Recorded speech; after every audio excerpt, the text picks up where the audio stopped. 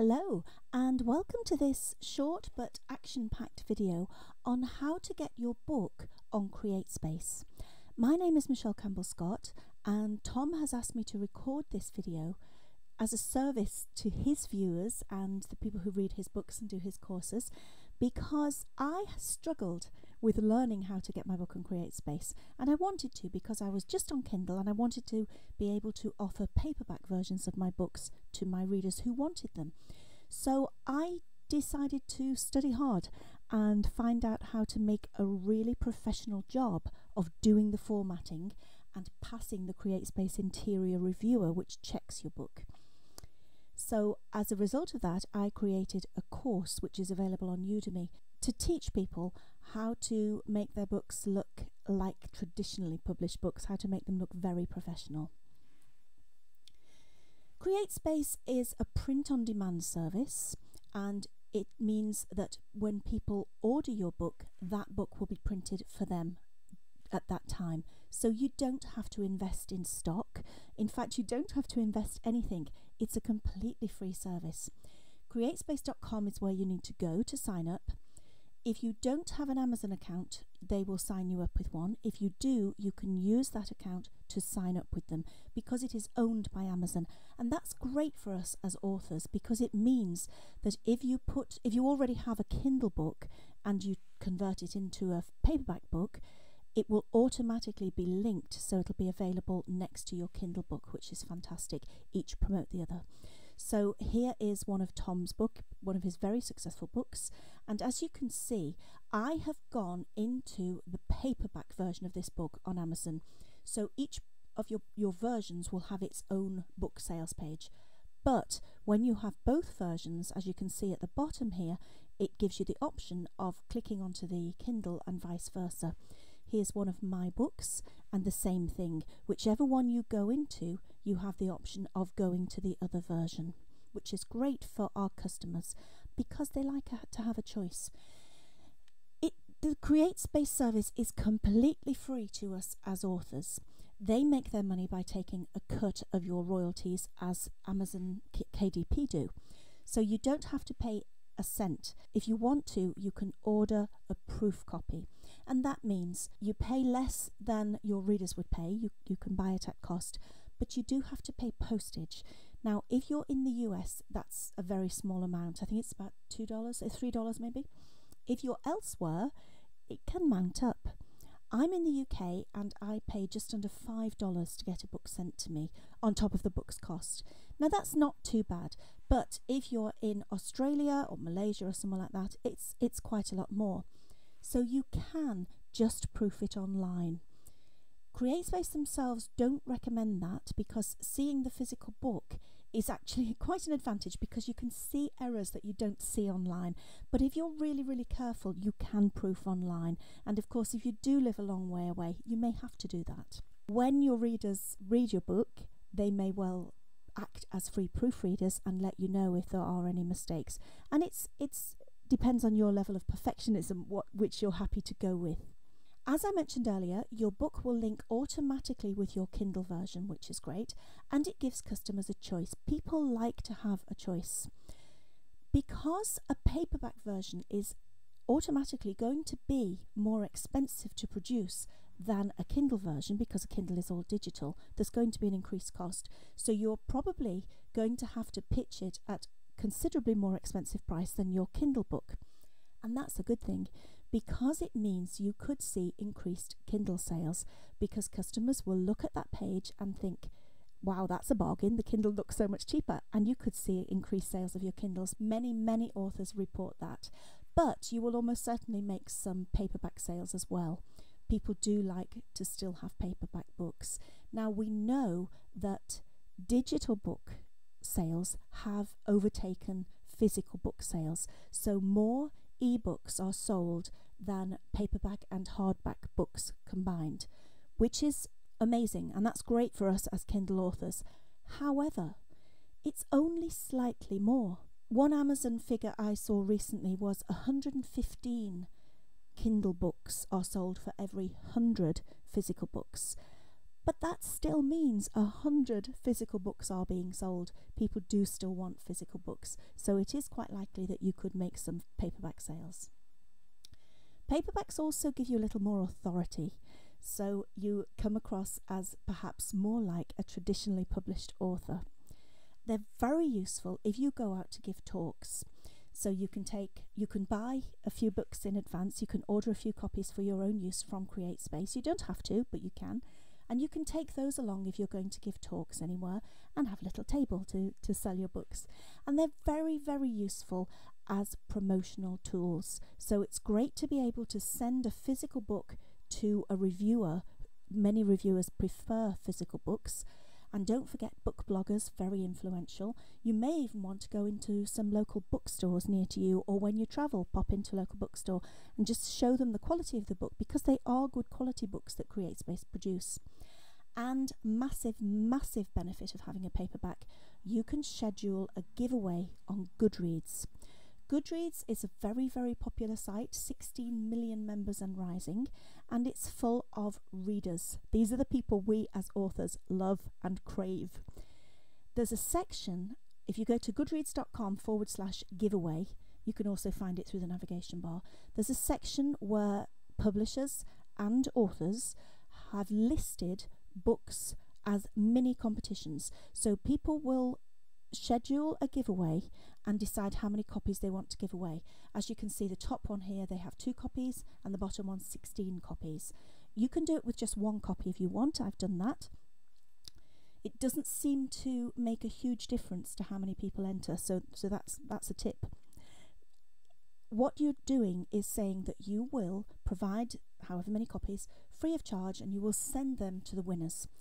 People only have to click enter to win, and they will be entered into that competition. Now, Goodreads use their own algorithm to decide who wins. We know that people who regularly write reviews within the genre of the books, that the competitions that they're entering, are much more likely to win than those who don't. And that's because Goodreads are well aware that reviews sell books, and publishers and authors wouldn't make their books available for these competitions if they weren't getting an increased chance of them being reviewed. So that's a tip if you want to win Goodreads giveaways, to make sure that you put lots of books on your virtual shelves, that you use books in the genres that you want to win as well, and that you make sure that you rate and review books regularly. So if you put your book available, you can just do it with 1 copy, and you can decide which countries you're willing to post to as well. It means that lots of people are likely to enter. As you can see on the top one, it's nearly 1,300 people. On the bottom one, it's nearly 1,400 people. What that means is every one of those people, the chances are that all their Goodreads friends will have seen that they have entered that competition. And if the book catches their eye and they think they'd like a copy too, they may enter. A lot of people also link their Goodreads account with their Facebook account, so all their Facebook friends could see as well. And this is one way that a book can go viral, and several books have gone viral following having a Goodreads giveaway. One that nearly everybody has heard of is 50 Shades of Grey. It wasn't doing terribly well until a Goodreads giveaway. So that's interesting. Another one is Matched by Ali Condé. She only made 1 copy available as a Goodreads giveaway, but the book went viral. So that's a really, really exciting thing for us as authors. It's so easy to do. There is no charge from Goodreads. All you have to do is invest about $10 in buying a copy and sending it out to the winner. So really, really, if for no other reason you have a paperback edition of your book, it could be to have it as a Goodreads giveaway. Once you have signed up for CreateSpace, you simply log in and then you can start your setup. In order to do so, you have to have formatted your manuscript to CreateSpace standards, and this is where a lot of people fall down and give up. I did as well. So my first tip is to use one of the CreateSpace templates, and you can see the URL there. You can also just search for it. They have a number of templates, and these are all industry standard sizes. They refer to book size as trim size, so there's a bit of jargon. And there are 2 options. You can use a formatted template or a basic template, and we'll look into what those look like. This is a formatted template. Now, my tip is to use a basic template, because with the formatted one, you have to go through your book and copy and paste it over the words that they've put in. If you have a long, perhaps an 80,000 word fiction novel, that would take you ever such a long time. And it's much easier to use the basic template. The basic template is on the left. There's nothing in it. All they've done is what's on the right. They have gone into page setup in Word, and they have altered the margins. They've made them mirror margins like you see in a book. They've altered the paper size and the layout, and that's all there is to it. You can then go through and make the other changes, and as I said, it's much easier to do this by copying and pasting your entire manuscript into the template. If you get super clever, you can even do it into a blank Word or other word processing software document yourself. Once you get to know these templates, you realise what the changes are that they've made, and they're not that complicated once you get used to them. My second tip is to do with page count. The length of your book, the number of pages, is what puts the cost of the finished book up. If your book is very long, it's cheaper to use a larger trim size, as that will reduce the page count. Here are two of my books. The front one, the aquaponics one, is a 5x8, and the one at the back, it's a children's novel, is a 6x9. It's not a massive difference. The 5x8 is the sort of size that you'll probably be used to. The 6x9 seems a little bit large when you look at it, but it's not a huge difference. Now, if it means that your book is going to be able to be put up for sale cheaper by putting the trim size a bit larger, it's well worth it, because more people are likely to buy it. And my third tip, please get used to using styles. It makes everything so much easier.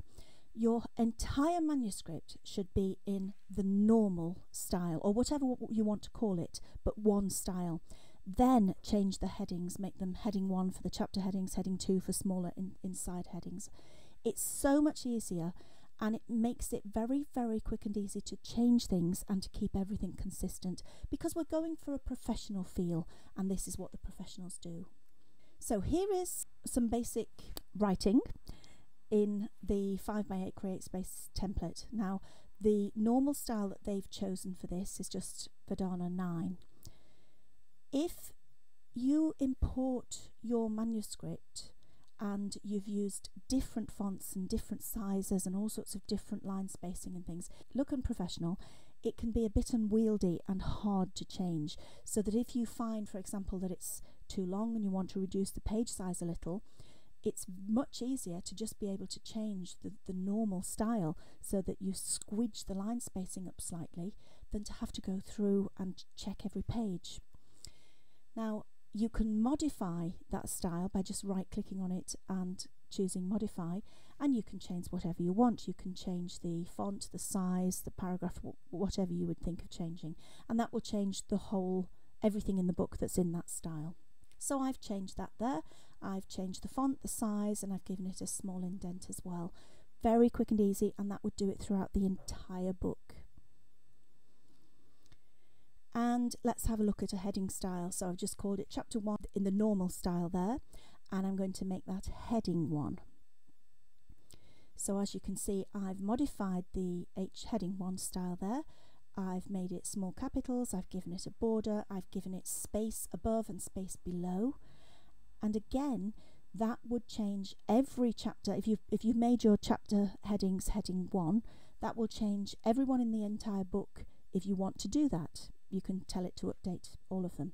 So much easier, so much more professional, to make sure you have that consistency. The fourth tip is to start working with sections. Now, you may or may not have heard of styles before. Lots of people have, some haven't. I had never worked with sections before, and I've been using Word for a long time. Page breaks are fine within chapters, but when you want to start a new chapter, you really need a section break, because if you don't, it will mess up your page numbering. Now, I do formatting for other people, and I will often get manuscripts that look like this. They look absolutely fine. They've started their chapter on a new page, and I would turn on the show formatting thing, and expect to see a page break. But often, that's the show formatting thing, often what people have done is done a return until it goes onto a new page. That's a real big no-no, because that will completely mess your page numbering up. So what some people do is add a page break, which is fine, and that's what we would do with a normal document. But when we're doing a book, we want a section break, because in the CreateSpace template, they will have told it that sections start on an odd page. Now you can change this, you can have sections starting on an even page if you want to, but if you're going for an ultra professional look, you're best to do sections starting on an odd page. So when you open a book, the page on the right, the facing page they call it, is the odd page, and that's where traditionally chapters start. We're also telling it that odd and even pages will be different, and the first page will be different. So this is telling Word to handle things differently, and we'll go into why later on. So I've told it all that, and I've put a section break instead of a page break in. And what happens is I get the numbering on the pages I want, but not on the chapter title pages, because in traditionally published books, you never have a header or a footer on your title pages. So that means if you've got in your header, if you've got perhaps your name on the even pages and your book title on the odd pages, that's one of the traditional things to do, you would never have those on a title page.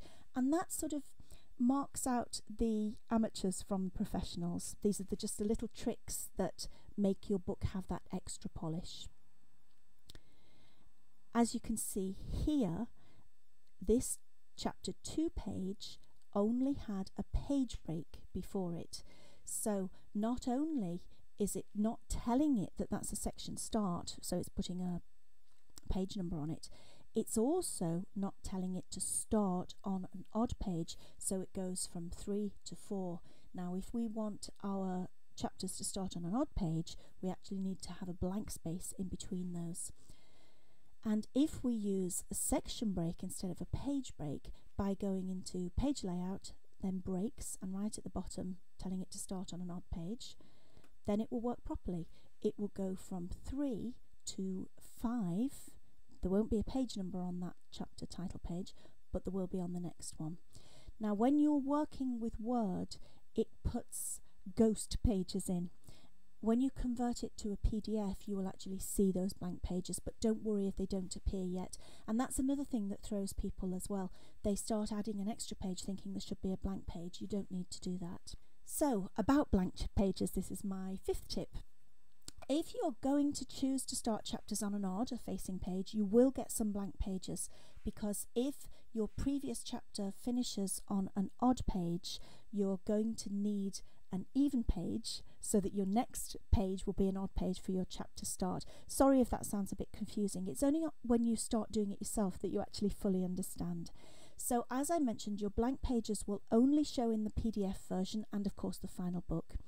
Blank pages must be completely blank, and that's another thing that marks the amateur from the professional. Often people will let a page number appear on a blank page. So blank pages and chapter title pages should not have anything at all in the header and footer. So here's an example, and this is from the PDF, so it's put the blank page in. The page number 3 is an odd page, so if we're going to start the chapter, we're going to have the blank page, and there it is. Now we've talked about headers and footers. Let's go into tip 5, which goes into them in a bit more depth. They aren't as difficult as they seem if you just remember these 3 things. You need to add your command to put in a header and footer on both an odd and an even page. You don't add them to the front matter, so you know where at the front you'll have a title page, you'll have your legals, you might have your acknowledgements or dedication. You don't want numbering on those. You want to start page 1 at the start of chapter 1. So actually your first page number is going to be number 2 on page 2, because chapter 1 type is a title page and won't have one. You also need to unlink the start of chapter 1 from the front matter, so that you take off the thing called link to previous, and there it is there. When you start doing this yourself, it will start to make sense, and of course you can refer back to this video just to go through it again. If you do want some page numbering on your front matter, and some books do, they will have them in Roman numerals, and you can change that by going to page number and the format, and you can select the little Roman numerals there. And my final tip is to have a look at other books. Have a look in particular at the bestsellers. Often they will be styled quite differently, the formatting. Don't be tempted to copy them too much, because the best-selling authors can get away with not following all the rules of traditional publishing, but some of the things that they do are really worth copying. So this is Dan Brown's latest, Inferno. Love him or hate him, he sells a lot, and he's from a publisher that can afford to do very, very nice formatting of his books. So let's have a look at the inside. There's his title page. You always have your author name, your book name, and your publisher name on the title page.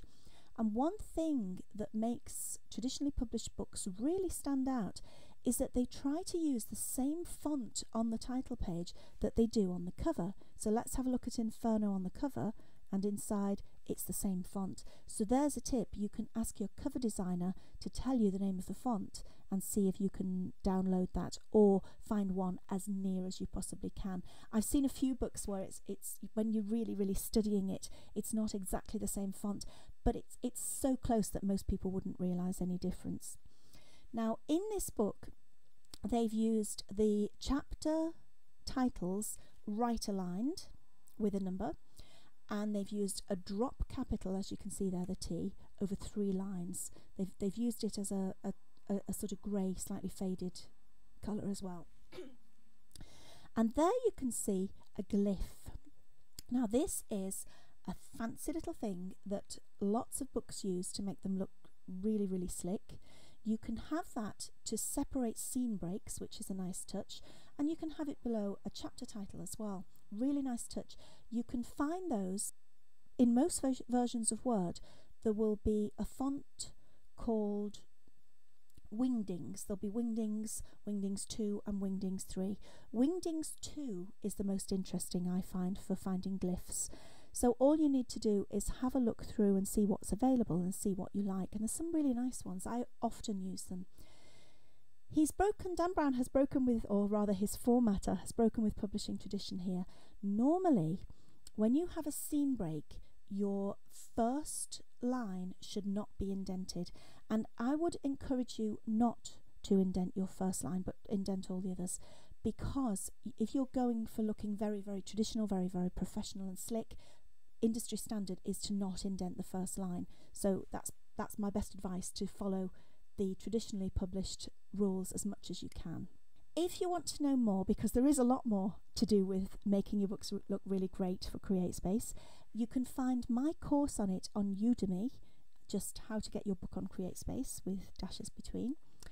And if you want to know more about Goodreads and how to use Goodreads to really engage with your readers and find new ones and sell more books, and also to schedule those fantastic Goodreads giveaways, you can find my Goodreads for Authors books on Amazon in Kindle and, of course, paperback, and my course on Udemy, which is Goodreads for Authors Book Promotion and Marketing.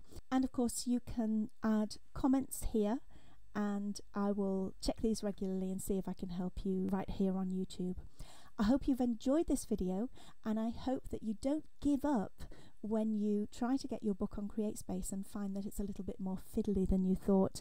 Check back through this video and try and do it with Word at the same time, and you'll start to get the feel for it. And once your book is available as a paperback, and if you use Tom's books and courses on how to get more sales, you really can't fail. Good luck.